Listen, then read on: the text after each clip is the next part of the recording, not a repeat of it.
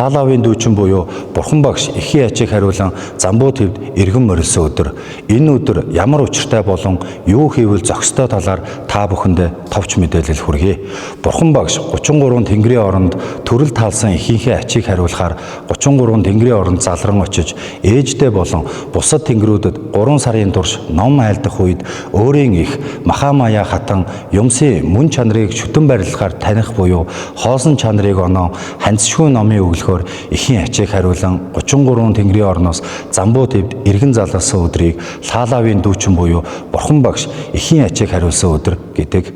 Тиймээс энэ өдөр бие хэл сэтгэлээр үйлдсэн буян 1000 түм дахин аривддаг онцгой бэлэгт өдөр юм.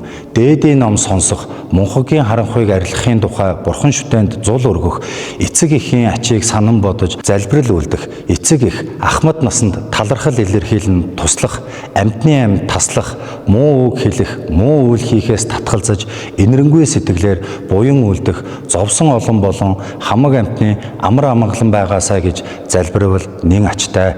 Энэ жил Бурхан багш эхийн ачийг хариулан Тэнгэрийн орноос Замбуу твд заларсан өдөр 2025 оны 11-р сарын 11-нд тохиож байна.